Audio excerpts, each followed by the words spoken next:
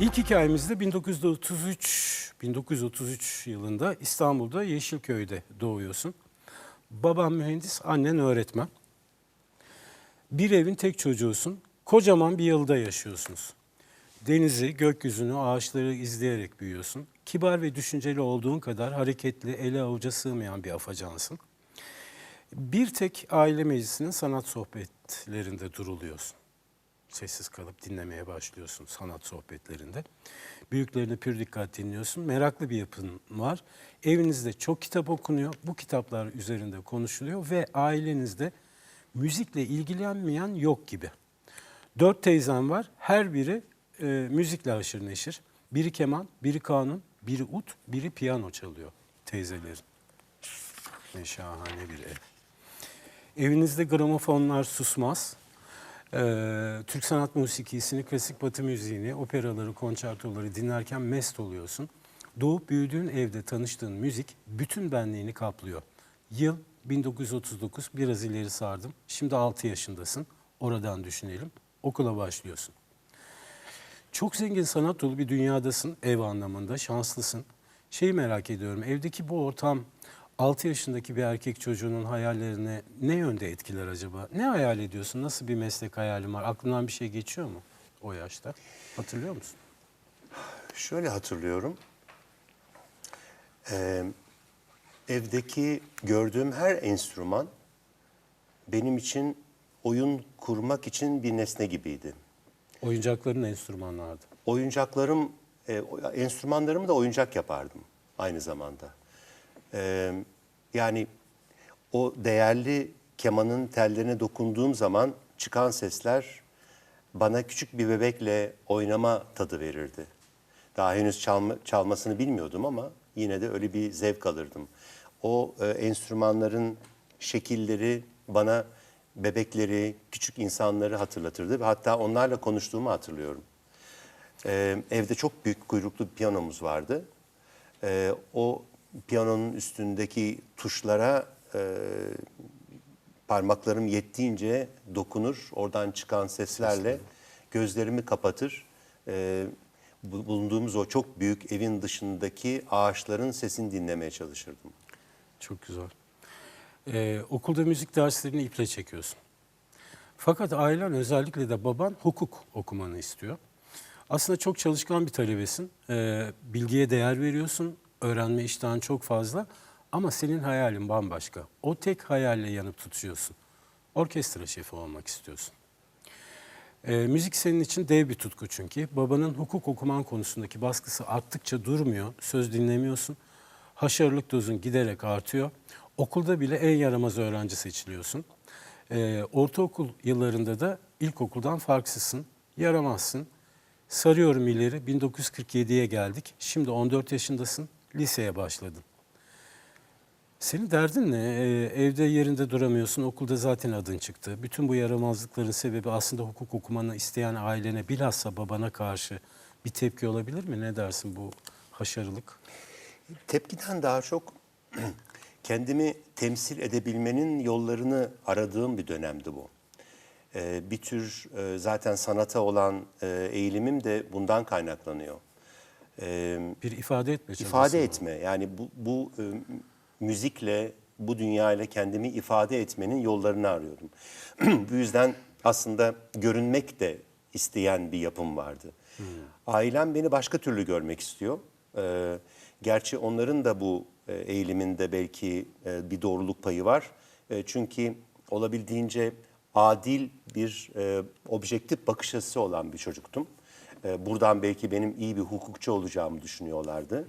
Ama benim açımdan hukuk daha katı kuralları olan bir şeydi ama müzik daha geniş, sonsuz bir matematikti. Çünkü o sırada daha henüz Cumhuriyet'in sanat, kültür atılımları Yeni daha sonuç yeni vermeye başlıyor. oluşuyor. Konservatuvar gibi kurumlar daha yeni başlıyor.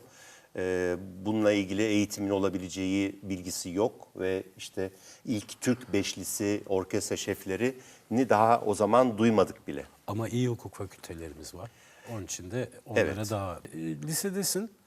Derslerin yine senin için ön planda fakat orkestra şefliği de aklından hiçbir biçimde çıkmıyor. Hukuk okumanı isteyen babanın baskısı günbegün artıyor. Zira üniversite çağına da adım adım yaklaşıyorsun. Bu süreçte babanın tayini çıkıyor. Ankara'ya yerleşiyorsunuz. Liseyi Ankara'da tamamlıyorsun. Derken ne yazık ki artık babana daha fazla direnemiyorsun ve hukuk fakültesine giriveriyorsun. Yıl 1951, yaş 18. Kendi yöntemlerine babana bir miktar direndin ama neticede başaramadın. Şu anda hukuk okuyorsun. Orkestra şefliği ne olacak? Başka bir bahara mı kaldı veya tamamen rafa mı kalktı? Olmaz mı artık? Sence çocukluk hayalinden çok mu çabuk vazgeçtin? Ne oldu? Vazgeçmedim. Aslında o günkü koşullarda belki de iyi bir üniversitede iyi bir eğitim alabiliyor olmam benim gelişmem için de iyi olabilirdi. Ayrıca yani o okul ortamlarında insanlarla birlikte olabilmek de önemli bir şey. Yani hukukta okuyorum diye karalar bağlamadın. Tabii yok. Yani çok bağlamadım ama her zaman içimde notalar duydum ve yani bir müziği oluşturmak, o notalarla bir şeyler yapabilmek, hatta küçük küçük notları bazı besteler yapabilmek hayalimden hiçbir zaman çıkmadı. O içeride yaşamaya devam ediyor. Hep. Hukuk fakültesinde talebeyken de müzikle ilgilisin. Tam da söylediğin gibi. Bol bol müzik dinliyor, kitap okuyorsun. Bir sorunun var, o da okuduğun bölüm. Derslerden hiç keyif almıyorsun. Hukukçu olmak düşüncesi bile seni rahatsız ediyor. Zar zor 3. sınıfa kadar geliyorsun ancak daha fazla katlanamıyorsun ve hukuk fakültesini 3. sınıfta terk ediyorsun. Askerlik vazifelerini yerine getiriyorsun. Seneler seneleri kovalarken İstanbul'a geliyor. İstanbul Kambiyosu'nda döviz memurluğuna başlıyorsun. Bu sırada bir bankacı hanımefendiye aşık olup evleniyorsun ve 2 kız evladınız oluyor. 24 yaşındasın, 1957 yılındayız. Aşık olup evlendin, 2 de kızın oldu. Ama anlayamadım, orkestra şefliği yapamadın, hukuk fakültesini de bıraktın. Şimdi memursun. Bundan sonrası hep böyle mi devam edecek senin için? Daima hayatın seni böyle bir miktar sürüklediği yere mi gideceksin? Öyle mi tarif edelim? Başka bir hayalin yok mu? Biraz hayatın akışına bıraktım o zamanlarda. Çünkü eşimle de mutluyum. Çocuklarım oldu. Bambaşka bir hayata geçtim. Hiçbir zaman insan içindeki o müzik ışığını tamamen terk edemiyor. Ama yine de bir hayat devam ediyor. O da belki bir tür bir kader. Kadere bırakmış durumdayım kendimi. Bir süre sonra buradan başka bir şeye doğru sürükleneceğim umudunu halen taşıyorum. Ya da çocuklarımı belki bu konularda yetiştirebilirim diye bir başka hayalim de var. 24 yaşındayken insan telaşlanmaz mı ya bu kaçırmaya başladığın duygusu? Mesela hukuku bitirse miydin acaba? Orada bir pişmanlığın var mı? Pişmanlığım yok. Yok, Hayır. sevmiyordun çünkü. Yok. Çünkü o ortamı zaten hukukçu olmadan da görmüştüm. Yani hakim de olmak istemiyorum, avukat da olmak istemiyorum, savcı da. Yani o adalet mekanizmasının içerisinde olmak benim ruhuma iyi gelecek bir şey değil. Başarılı olamayacağımı da biliyorum.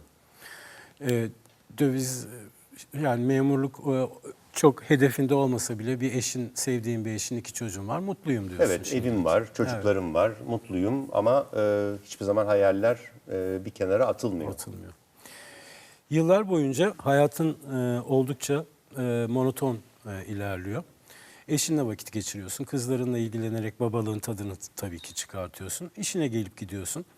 Ve bir gün ünlü bir tiyatrocu Kambiyo'ya geliyor ve sen bu tiyatrocuya yurt dışı çıkış evraklarını tamamlaması için yardımcı oluyorsun.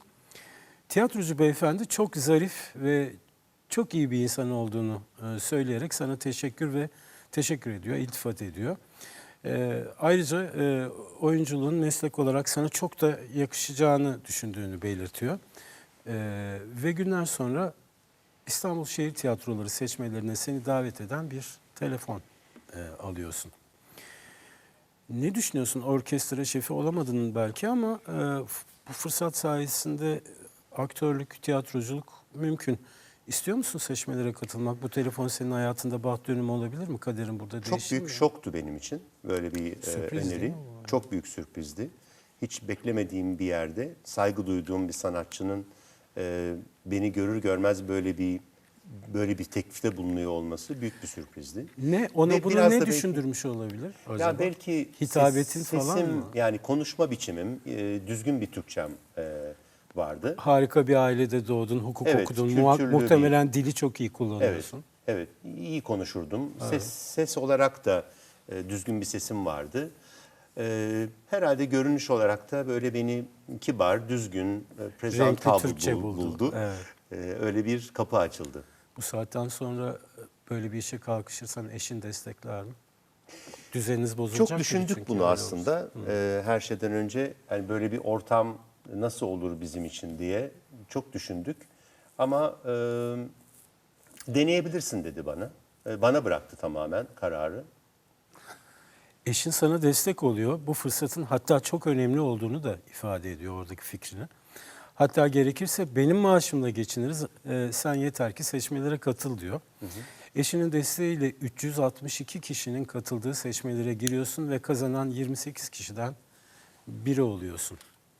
Evet, o da bir tesadüf oldu. Çok da hazırlanmamıştım. Değil mi? Apar topar olan bir Çok şey apar çünkü. topar, evet. O zaman ne diyelim? Bu kaderin bir cilvesi midir? Ne hissediyorsun? İşte yine bir yani tesadüfler. Yani o eğer orada kambiyoda çalışmasam atıyorum devlet malzeme ofisinde çalışsaydım böyle bir şey Gidip olmazdı başkasının mesela. önüne başvurusunu yapsa yandaki arkadaşım falan hiç tanışmayacaksınız belki. Hiçbir zaman olmayacak tabii ki. Tesadüf. Tesadüf. Çok büyük tesadüf. Evet, çok mutlusun. Eşin de çok mutlu. İşinden ayrılıyor. Tiyatroya başlıyorsun. Gecen gündüzün İstanbul Şehir Tiyatroları'nda geçiyor. Öyle çok seviyorsun ki tiyatroyu, sahneden inmek istemiyorsun. Çok yoğunsun tabii ama çok da para kazanamıyorsun malum. Eşinin desteğiyle evi geçindirmeye çalışıyorsunuz. Ancak senin hayatındaki büyük değişim ve düzensizlik bir süre sonra evliliğine, yani neye göre? Memuriyete göre düzensizlik, tiyatro hayatının provaları, şunlar bunları kastediyorum. Gece yapılıyor olması. Hayatında büyük değişim ve düzensizlik bir süre sonra da evde bir geçimsizliğe sebep oluyor. İyi gelmemeye başlıyor bu iş size. Eşin de sen de ruhsal açıdan yıpranıyorsunuz, zarar görüyorsunuz ve maalesef ayrılmaya karar veriyorsunuz. Yıl 1964, sen 31 yaşındasın bu sırada. Ne oldu? Eşin sana seçmelerde büyük destek olmuştu oysa.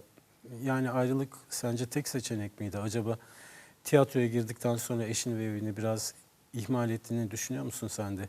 İki büyük aşka yetemedin mi? Yani tiyatroya ve eşine. Bu terazinin dengesi mi şaştı? Ne oldu? Şimdi tabii yani tiyatro içerisine girince bir düzensiz hayatla mücadele etmeye başlıyor insan. Doğal olarak geldiğin saat belli değil, gittiğin saat belli değil, bambaşka bir dünyadasın. Öteki yerde memurdum, sabah gidiyorum, akşam geliyorum. Çocuklarla daha çok ilgilenme şansım vardı. Şimdi onu tamamen de eşime bırakmak zorunda kaldım. O da aramızda kimi zaman yani çok anlayışlı bir insan olsa da her zaman bir problemdir biliyorsunuz böyle şeyler. Yani çocukların bakımı, her şeyle ilgilenmesi onun üstüne kalıyor. Ben de öteki tarafta tiyatroda başka bir sayfa açmışım. Onunla ilgili hayatımı yeniden kurmaya çalışıyorum. Orayla ilgilenemiyorum. Biraz koptuk. Peki şöyle bir şey midir?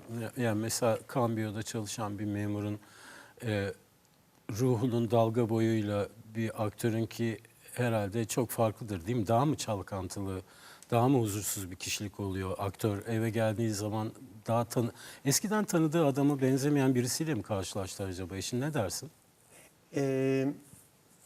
Şöyle bir şey var. Yani bir kambiyoda çalıştığın zaman aslında tamamen nesnelerle, parayla ve hesap Sistemle. kitapla, sistemle çalışıyorsun belli saatler. Ama oyuncu olarak çalışmaya başladığın zaman bir yerde kendi ruhunla da çalışmalarını sürdürmek zorundasın. O ruhunla çalışmaya başladığın zaman eğer sağlıklı bir bedenin yoksa ya da zaman zaman bu bozulmalar başlıyorsa hem bu oyunculuk için de zor bir şeydir. Hem de bir ilişki Hem de bir yürütmek. insan için evine getirdiği hayatı için de zor bir şeydir. Onun dengesini kurabilmek zaman zaman Zor güç oluyor. Evet, peki. Eşinle evliliğin sona erince kızlarından da maalesef uzak kalıyorsun. Haftanın belli günlerinde görüşüyorsunuz ve sen yalnızlığı derinden hissediyor. Kendine bir ev arkadaşı buluyorsun. Şehir tiyatrolarından oyuncu bir arkadaşınla Cihangir'de bir Cihangir semtinde bir daire kiralıyorsunuz. Güzel bir apartmanın bodrum katında yaşamaya çalışıyorsunuz. 3 kuruş maaşınız var. Yokluk var. Sokakta bulduğunuz eşyaları eve taşıyorsunuz. Eşya alacak paranız da yok çünkü.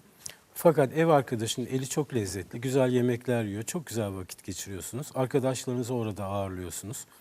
Ve bu evde en güzel günlerini yaşıyorsun. 20-30 kişi eve doluşuyorlar, eğleniyor, sohbet ediyorsunuz. Tabii ki mesleğiniz bir olduğu için, dertler, entereseler birlikte aynı olduğu için. Parasızlığın zirvesini görüyorsunuz ama hiçbir şey mutluluğunuzu çalamıyor. Hani derler ya, halimizi itten beter, keyfimiz paşada yok. Öyle bir hayat. Hiçbiriniz hiçbir şeyiniz yokken, parasız pulsuzken, maaşlarınız eve bir eşya almaya bile yetmezken nasıl bu kadar mutlu olunuyor? Söyler misin bana? Bu ne demek? Bu neyin nesi yani? Bambaşka bir dünya. Yani oyunlarla yaşamak benim ruhuma çok iyi gelmiş. Baştan aslında çocukluğumda da 6 yaşındayken de Bu kalabalık ev.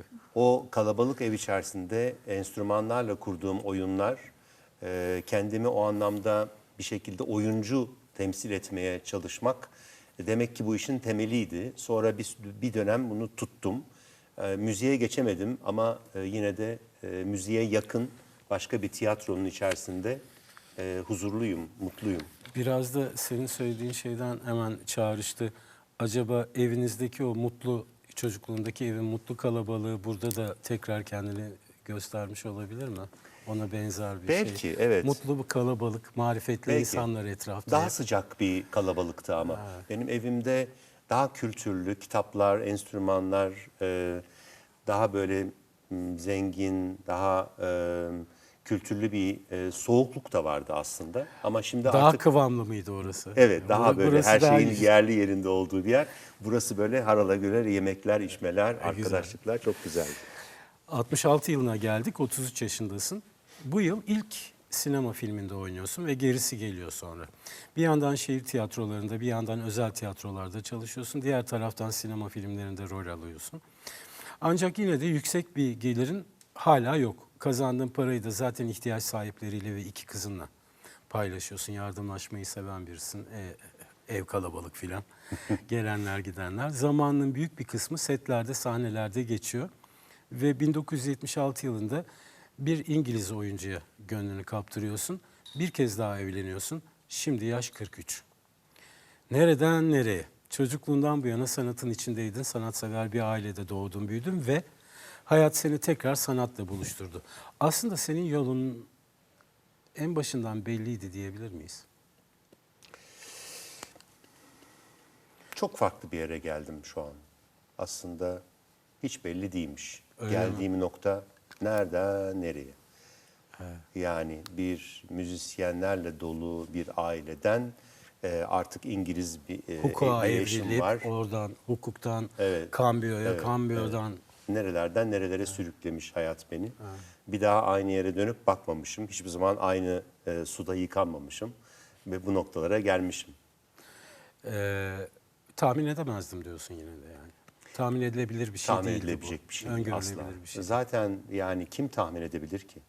Gelecekle ilgili. Yok mudur? Hayallerin Başından olabilir. itibaren deli gibi kendini planlayan insanlar, kariyerini planlayan insanlar yok mudur? Valla onu daha çok galiba bazı aileler yapmaya çalışıyor çocuklarda ama kimi zaman da ters tepiyor. Burada da yapmaya çalıştılar. Sen de hukukçu İşte yapmaya ters tepti çalıştılar. yani Ters olmadı. tepti. Yürümedi o şekilde. Evet.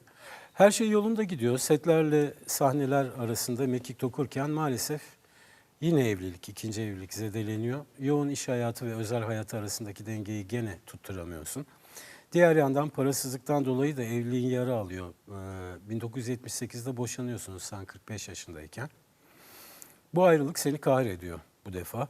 Başını alıp gidiyor Kıbrıs'ın Beşparmak dağlarında inzivaya çekiliyorsun. Orada bir köpekle dost oluyor yaşıyorsun. İlk evliliğin bittiğinde yalnızlıktan kurtulmak için arkadaşınla Cihangir'de bir bodrum katına yerleşmiştin. İkinci evliliğin bitti bu defa ve dağa çıktın. Ayrılık sende bir bunalım mı oluşturuyor acaba? büyük büyük şeyler oluyor iki ayrılıktan Her sonra. bir ayrılıktan sonra yani aslında ben bütün bu sanata duyduğum ilgi dışında evime de bağlı bir insandım. Dolayısıyla yani bu evden kopmak, o sevdiğim insanlardan kopmak hoşuna bir gidermiş. süre sonra şey yaratıyor insanda, bir boşluk duygusu yaratıyor. Aynı şey bu evlilikten sonra da oldu. O yüzden inzivaya çekilip bunları yazmayı da düşünmüştüm. Bütün bir hayatı. Çünkü çok değişik şeylerden buraya gelmişim. Ufak tefek notlar aldım ama inzivanın kendi başına hem gerekli olduğunu hem de zor olduğunu çok iyi biliyordum. Bu dağ hayatı çok uzun sürer mi? Dönecek misin? Niyetin var mı? Bir plan var mı? Geldi yani aslında bu inzivayı Kıbrıs'ta bir yeri seçmekle hata etmişim. O kadar uzun süre orada kalamayacağımı anlıyorum. Çok inziva. Hem çok inziva hem de Kıbrıs çok sıcak bir yer. Bir süre sonra bunalmaya başladım. Bir güzel. Bir senelik bir inzivadan sonra sahnelere ve setlere dönüyorsun netekim. Yıllarca üretmekten hiç vazgeçmiyorsun. Lakin yine iyi paralar kazanamıyorsun. Kira ödeyecek paran dahi yok. Bir yapımcının evinde kalıyorsun. 90'larda televizyon dizilerinde oynuyorsun. Seneler geçerken bazı sağlık sorunları baş gösteriyor. Operasyonlar geçiriyorsun vesaire. Ayaklarına işte platin takılıyor. Ancak sen yine de sahneleri de setleri de bırakmıyorsun. Hayatın boyunca çok çalıştın ama paraya pek önem vermedin. Kazanamadın demeyelim. Sen önem de vermedin. Neden? Bu yalan dünyayla böyle mi baş edebiliyorsun? Ya da dünyaya bir baş kaldırı şekli mi bu? Bir itiraz biçimi mi parayı reddetmek? Bir tür? Yok, çok öyle değildi. Yani belki de şöyle, bu yolu seçtikten sonra insan zaten paraya önem vermiyorum da demek zorunda kalıyor. O Tabii yüzden yiğitliği krema sürdürmemek için. sürdürmüyoruz. Bu seçtiğimiz yol öyle bir yol ki başka şeylerden besleniyorsun sürekli ve değişken bir yol. Huzursuz bir yol aslında. Bunu seçiyorsun. Öteki tarafta para kazanmayı düşünseydim otelciliğe de atardım kendimi. Bir otelci oldurdum falan filan.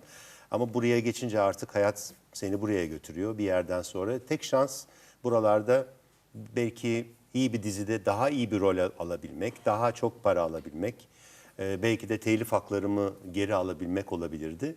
Ama onlar da sağlanamadı. O Onlar yüzden durum böyle. sadece senin değil, bütün diğer oyuncuların da rüyası o söylediğin şey. Çok güzel cevaplar verdin. Tanışalım mı bu Hadi aktörle? tanışalım. Efendim geliyor.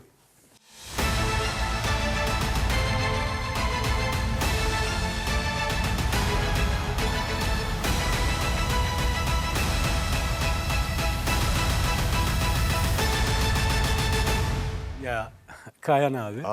Kayan Yıldızoğlu. Türk sineması. Yo hiç çırpınma. Nereden bileceğiz? Yok Bu ama detayları hiçbir zaman Suna'yı bilemiyoruz. çok iyi tanıyorum. Ama her İngiliz Suna Evet, değildir değil tabii tabii, ki. değil tabii. Çok da severim. Beraber oynadım da. Evet. Türk sinemasının peki Kayan abiyle oynadı. Tabii tabii. oynadı. Sürgün Ha, diye bir Sürgün'de filmde de, tamam. oynadık beraber. Türk sinemasının ve tiyatrosunun değerli beyefendi oyuncusu Kayan Yıldızoğlu ustamız. Sinemaya 1966 yılında Malkoçoğlu filmiyle adım attı. Gecelerin Kralı, İngiliz Kemal, Tarkan, Yaralı Kalp, Hayatım Sana Feda, Teşekkür Ederim Büyükanne, Var Yemez, Eşkıya, Kahpe Bizans, Evim Sensin, Sarıkamış Çocukları gibi 250'ye yakın filmde oynadı ve bu filmlerde genelde doktor, komiser, profesör, haydut, eşkıya, kral, imparator, padişah karakterlerine hayat verdi. Son dönemde Çiçek Taksi, Selena, Kurtlar Vadisi gibi dizilerde oynadı. Son oyunlarından birini sahneye ben koymuştum. Keşanlı Ali Destanı'nda oynadı. Sadri Alışık Tiyatrosu'nda Kayan abiyle birlikte çalışma fırsatım oldu. Çok gönleniyorum bu değerli anı için. İstanbul Şehir Tiyatroları'nda 35 yılını geçiren Kayan Yıldızoğlu, Zeki Ökten, Halit Refi, Lütfi Akat, Memduh'un gibi çok önemli yönetmenlerle, Yavuz Turgul tabii, şehir tiyatrolarına girmesine vesile olan değerli üstad Muhsin Ertuğrul'du. Kayan Yıldızoğlu hayatının büyük bir kısmını yapımcı Türker İnanoğlu'nun evinde geçirmiş. Onlar da tabii çok yakın dosttular. Şener abiyle de tabii müthiş bir dostlukları var, kardeş gibidirler, idiler. Kayhan Yıldızoğlu paraya değil, gerçekten de insanlığa önem verenlerdendi. Bizim çok sohbetimiz oldu, bizatihi şahit olduğum bir şey o konuyu hiç önemseme işi. Şöyle derdi, hayat bir perdede oynayan filme benzer, her şeyiniz vardır ama son yazısı çıkar, perde kapanır ve biter, her şey silinir. Onun için ben paraya, pula, mala, mülke hiç önem vermem. Dünya bir okul, buraya insanlığı öğrenmeye geliyoruz. Kötü karakterleri oynarken bile zarifti Kayhan Bey. Bu dünyaya bir ev bırakamadı ama silinemeyecek bir iz bıraktı. Parası yokken de zengin bir insandı. Buna da şahidim. İyilik taşıyan yüreği yüzüne sirayet etmişti ve maalesef bu güzel insan 2024 yılında 90 yaşındayken aramızdan ayrıldı. Allah gani gani rahmet eylesin, toprağı bol olsun. Çok parlayan bir yıldızdı, çok güzel bir insandı. Işığı da hiçbir zaman sönmeyecek diye düşünüyorum. Saygıyla önünde eğiliyorum. Ne güzel Kayhan adammışım abi. değil mi? Çok. Rolden müthiş çıkamamışım hala. Ha. Sen evet. adammışım diyorsun, evet. Çok güzel adamdı gerçekten. Hala Evet, öylesin. gerçekten öyle. Özel bir insandı. Evet.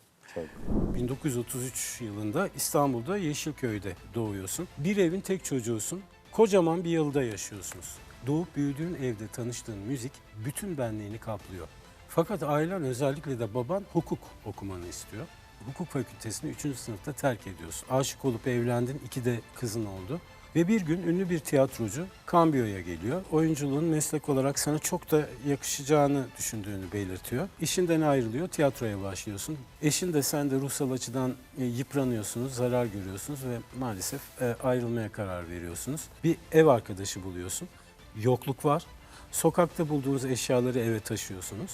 66 yılına geldik, 33 yaşındasın.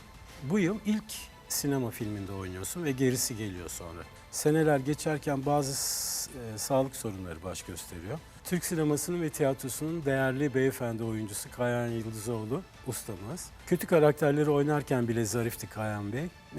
Bu dünyaya bir ev bırakamadı ama silinemeyecek bir iz bıraktı. Allah gani gani rahmet eylesin. Toprağı